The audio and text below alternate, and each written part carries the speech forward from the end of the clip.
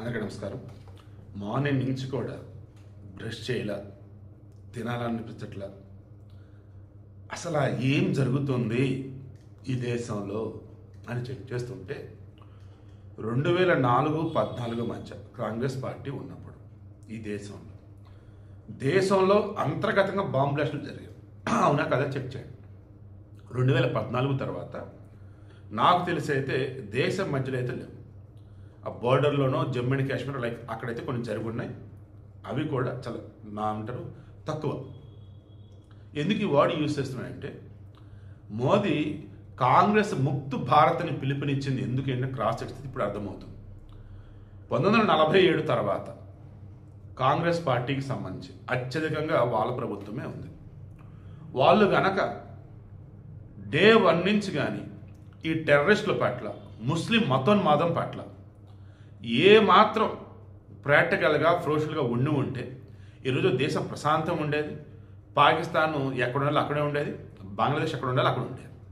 ఈరోజు బంగ్లాదేశుడు మన మీదకి వస్తూ, పాకిస్తాన్ మన మీదకి వస్తూ, అండ్ అంతర్గతంగా వచ్చేసి ముస్లిం మతోన్మాదులు పెరిగిపోతూ అమాయకులైనటువంటి ముస్లింలు కూడా మనం ఓ రకమైనటువంటి భయంతో చూడాల్సిన దుస్థితి ఈరోజు వచ్చింది. కారణం కాంగ్రెస్ పరిపాలన. అవునా కాదు మీరే క్రాస్ చెక్ చేసుకోండి. నేను ఏది కూడా బీజేపీ ఫేవర్గా అనట్లేదు. వెనకాల అటాచ్ చేస్తూ ఉన్నాయి కదా.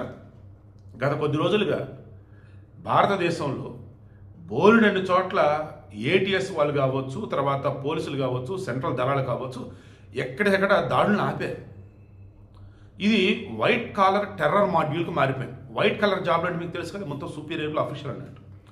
ఈ వైట్ కలర్ టెర్రర్ మాడ్యూల్ అంటే ఏంటంటే వాళ్ళు అందరి చేత గౌరవించబడుతూ ఉంటారు. అసలు వాళ్ళ మీద అసలు ఎవరికి అనుమానం రాదు. అటువంటి వాళ్ళని ఈ ముస్లిం మతోన్మాదులు టెర్రరిస్టులు టార్గెట్ చేసుకొని వాళ్ళ ట్రాప్లోకి తీసేసుకున్నారు. ఇక వాళ్ళకి ప్రపంచం అంతా ఇస్లాం రాజ్యమే ఉండాలి, అల్లానే దేవుడు, ముస్లింలు కాని వాళ్ళని చంపేయాలి. కొన్నిసార్లు ముస్లిం కూడా చనిపోయిన సరే ఏం కాదు వాళ్ళకి స్వర్గం వచ్చిందని నమ్మించి ఇక వాళ్ళ ద్వారా ఈ దాడు. మొన్న 2 క్రితం ఫరీదాబాద్లో 2 డాక్టర్లు పట్టుబడ్డారు. వాళ్ళ దగ్గర భయంకరంగా 100 కేజీల్లో పేలుడు పదార్థం. ఆ మూమెంట్లో అక్కడి నుంచి తప్పించుకొని వచ్చిన వాడే ఈ ఉమర్, డాక్టర్ ఉమర్.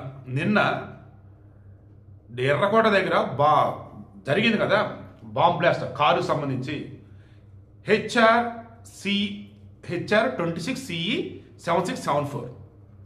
ఈ కారు అడి తిరిగి చివరికి ఉమర్ గాడి దగ్గరికి వచ్చింది. ఈ కారు మీద గతంలో చాలా చలానాలు ఉన్నాయి.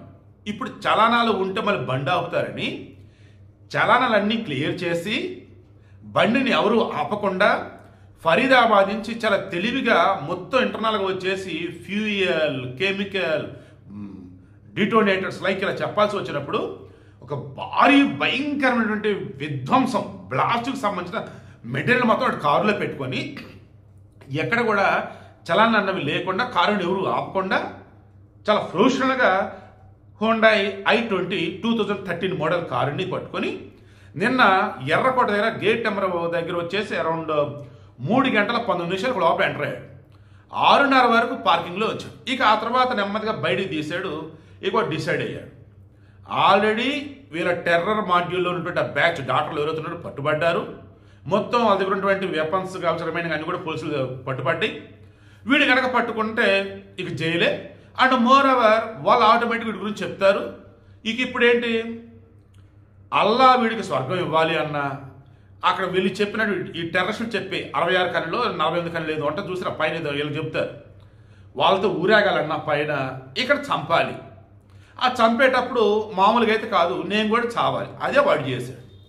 ఇదేం మతం, ఇదేం రాజ్యం, ఇదేం మతోన్మాదం. నేను మరలా చెప్తున్నా, హిందువులు కానీ క్రైస్తవులు కానీ ముస్లింలు కానీ ఎక్కడైనా సరే మతం పేరుతో జనాలను పిచ్చోళ్ళు చేస్తున్నా, జనాలను మతోన్మాదులుగా చేస్తున్నా, వారిని వచ్చేసి ఉన్మాదులుగా మారుతున్నా, అది తప్పే, అది పాపమే. దానిని అడ్డుకట్ట వేయాల్సిందే. నిన్న కూడా చూశాను స్వామి, ఆ ఉత్తరప్రదేశ్లో అక్కడ మదర్సాలో వాడు ఇంట్లో 2nd ఫ్లోర్ మదర్సా నడుపుతూ ఉన్నాడు. వేరే పాపం పేద పిల్లలు ఆడపిల్లలు వచ్చున్నారు మదర్సా చదువుకోవడానికి. అందులో ఒక అమ్మాయి నాడు రేప్ చేసేసాడు. ఇక ఆ పాప ఎలాగనో మొత్తం వాళ్ళ ఇంట్లో చెప్తాను వచ్చి చూసేసరికి వాడు వెళ్ళిపోయాడు. మరలా ఆ పాప సొంతని బెదిరించాడు. అంటే ఇది ఎందుకు చెప్తానంటే ఈ వీడియో చూస్తున్న వారిలో ముస్లింలు కనుక 2 కనుక ఉన్నట్టయితే, అయ్యా మీ ఖురాన్ మీ పిల్లలకు బోధించండి, మీ దేవుడికి మీ పిల్లలకి చెప్పండి. బట్ మదర్సాలలో కాదు. చక్కగా మామూలు స్కూల్కి వెళ్ళి వస్తూ ఉంటే అందరితో పాటు చదువుకుంటూ ఉండండి అన్నమాట. ఎందుకంటే ఒకప్పుడు ఉన్న వేరు, ఈరోజు ఉన్న వేరు మొత్తం మారిపోయింది. మీ పిల్లలు జాగ్రత్త, మీరు జాగ్రత్త, మనందరం జాగ్రత్త, మన దేశం జాగ్రత్త. సో పాయింట్కి వద్దాం. ఇంక వీడు ఏం చేశాడు, వీడు చనిపోవాలి, ఇంకొంతమందిని చంపాలి, అది అల్లాకి ఇష్టం అని వీడు అనుకున్నాడు. కారణం మధ్యలో మొదలు వీడికి నేర్పారట. బారాముల్లా సినిమా అని చెప్పాను కదా, నెట్ఫ్లిక్స్లో ఖచ్చితంగా చూడండి. సినిమా చాలా చాలా బాగుంది. ముస్లిం మతం మధ్య ఎంత ప్రమాదకరమో, అమాయకులు ఉన్న ముస్లిం కూడా ఎలా చంపుతారో, ఎలా మతం మారుస్తారు, ఎలా తీవ్రవాదులుగా మారుస్తారో మీకు అర్థం. పిల్లలతో కూడా, పసి పిల్లలు కూడా మార్చేస్తారండి. ఈ క్రైస్తవులు ఎలాగైతే మత మార్పులకు గురి చేస్తారు అమాయకులని, వీళ్ళు తీవ్రవాదులుగా తయారు చేస్తారు ముస్లింలు. ఒక్క హిందువులు మాత్రమే నీకు నచ్చిన దేవుడు పూజించుకో, గుడికి వస్తేరా లేకపోతే లేదు, ఎదురుడికి మాత్రం నష్టం చేయకరా బాబా అంటాం. సనాతన ధర్మం అంటే ఏంటో అడిగారు కదా, మహాభారత ఎపిసోడ్ చెప్తున్నారు, అందరూ కూడా ఇదే చెప్పి. సనాతన ధర్మం అంటే ఎదుటోడికి మోసం చేయకుండా ఉండటం, ఎదుటోడు నువ్వు హింసించకుండా ఉండటం. అలా గనక ఉన్నట్టయితే నువ్వు వాడిని లేపేయచ్చు. అదే సనాతన ధర్మం. ఇప్పుడు చెప్పండి, నా సనాతన ధర్మంలో ఎక్కడన్నా కానీ ఇతరులను ఇబ్బంది పెట్టమని, మతం మార్చమని, మాదే దేవుడని ఎక్కడన్నా ఉందా? ఇంకా కూడా ఎందుకురా ఏడుస్తారు మా మీద పడి? ఎందుకురా ఇంకా ఈ దేశంలో వచ్చేసి మీ మతమే గొప్పదన్నట్టు, మీ వాళ్ళే దేవుడు అంటే ఎందుకురా ఉంటారంట? ఆలోచించుకోండి. నేను ఎవరైనా తక్కువ చేయటం, డే 1 నుంచి ఒక్క జర్నలిస్ట్ అని చూపండి. అలాగా డే 1 నుంచి ఒక్క రోజన్నా ఒక్క పార్టీని కానీ ఒక మతాన్ని కానీ నా దగ్గర ప్రూఫ్ లేకుండా మాట్లాడాను.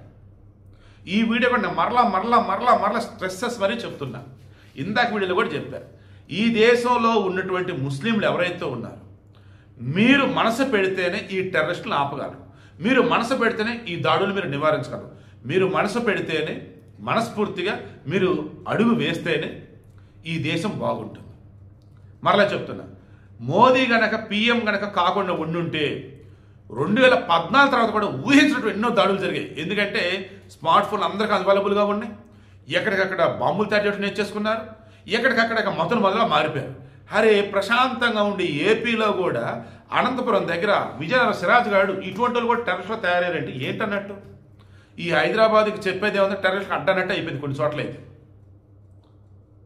విశ్వనగరం అంటే హైదరాబాద్ కూడా మనకు కూడా విశ్వనగరం అని చెప్పి టెర్రరిస్టులు వచ్చి దాంకొని ఇక్కడ అన్ని చేసుకుని వెళ్తున్నారంటే ఏంటన్నట్టు? వీళ్ళకి లోకల్గా ఉన్న సపోర్ట్ కాదు.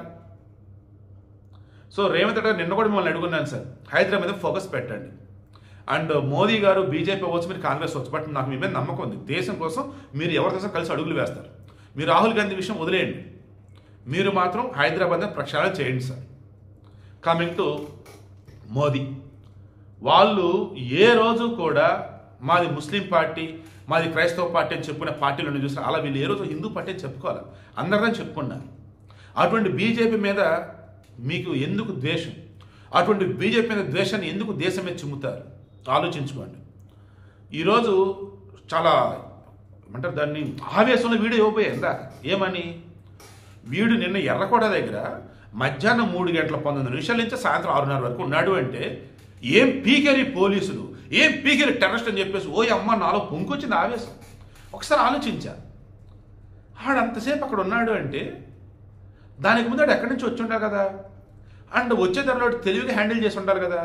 నిన్న నైట్ నేను వీడియో చెప్పా కదా, మన ఏటీఎస్ వాళ్ళు కావచ్చు, మన డిఫెన్స్ వాళ్ళు కావచ్చు, చాలా చోట్ల దాడులను ఆపారు.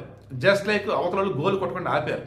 ఇంకెక్కడన్నా ఏదైనా ఒక గోలు వాళ్ళు కొట్టగానే, జస్ట్ లైక్ మన పెహల్గాం, అంతకుముందు పుల్వామా, ఇటువంటి ఎక్కడ జరగగానే మన వాళ్ళు ఫెయిల్ అయిపోయారు, సెక్యూరిటీ ఫెయిల్ అయింది, ఇంటెలిజెన్స్ ఫెయిల్ అయింది, హడావుడి చేసుకుంటూ ఉన్నాం మనం.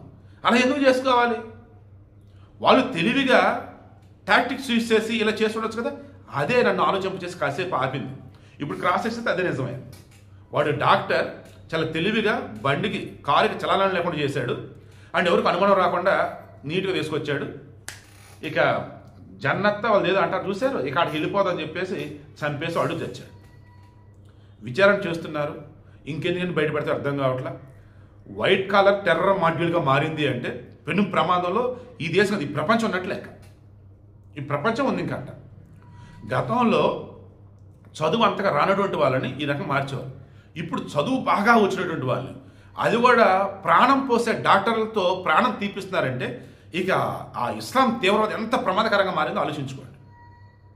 ఇప్పుడు కూడా ఇంకా మత పిచ్చితో కనుక ఉంటే మీ కుటుంబానికి మీతో ప్రమాదం, మీతో ఈ దేశానికి ప్రమాదం.